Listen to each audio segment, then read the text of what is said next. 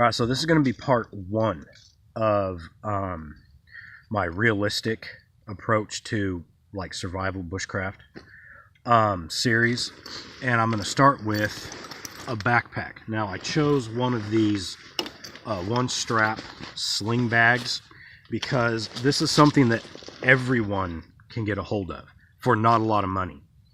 I picked this one up for $2 at a secondhand store, but I looked online and you can get something similar to this with these features for about 20 bucks, 25 bucks.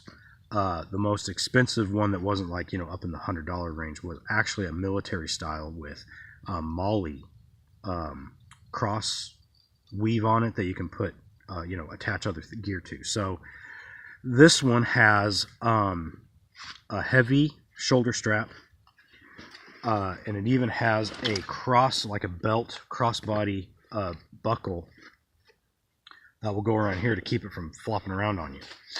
It has a padded back. This one, if I had to guess, would be meant for like toting around a college campus while you're, you know, with books and stuff all day long.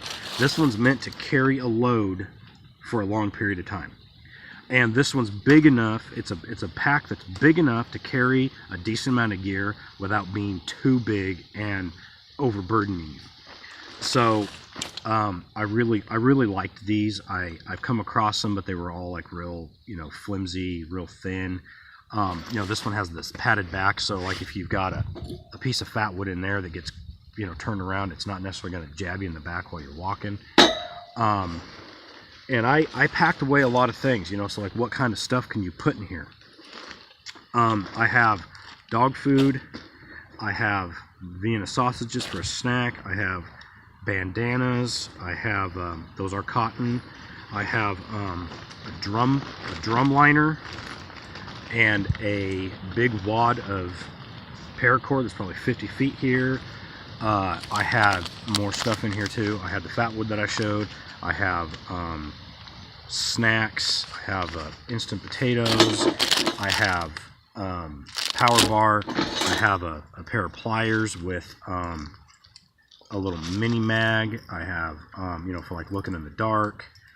Ferro rod. My first aid kit. This is medicines and band-aids, not like a full-on medical kit.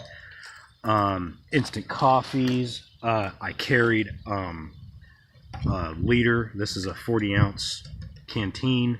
I carried this full of water in there. I carried my poncho. So I've got a lot of stuff in here. It probably weighed around 15 pounds.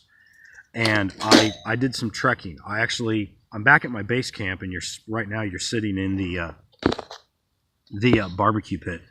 But I actually went around. I was looking for another campsite because I was going to do another video on shelter setups. But I probably put 3 miles with this thing on, and I was wearing this too. This is in comparison to that, I have this. This is like what you know, someone who's really into this stuff and probably puts too much time into. I made this pouch, and I looked high and low to assemble a military canteen cook set. I have this pouch. I have a flint and steel, you know, thing. So this is what, you know, someone who puts a lot of time into this might come up with. And what a lot of people see when they watch these videos is they see this custom leather rig, or, you know, the old Alice and MOLLE harnesses and stuff. This is what just a average person might start with or would prefer. And this is very affordable. You know, other types of gear, you know, I mentioned a ferro rod. I'd say throw a couple of lighters in here. You know, this isn't someone, you know, this isn't necessarily meant for someone who has a high skill. You know, they're just trying to get some basic stuff. So this isn't like a bushcraft, you know, thing.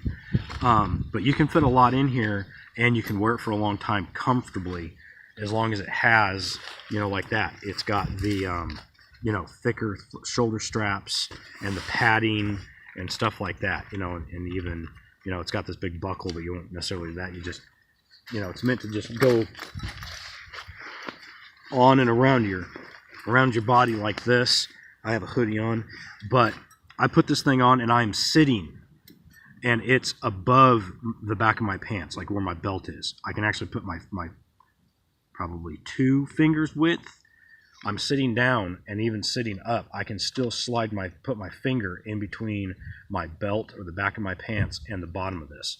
So even with that belt kit on, this wasn't riding down, and you can even cinch it up higher. So, you know, this is pretty cool. You know, for that application, just something that you can wear while you're mountain biking. You can put some stuff in it and keep moving, and still have some stuff and some comfort stuff too. This isn't a bare minimum, you know, kit. I'd call this a bare minimum kit.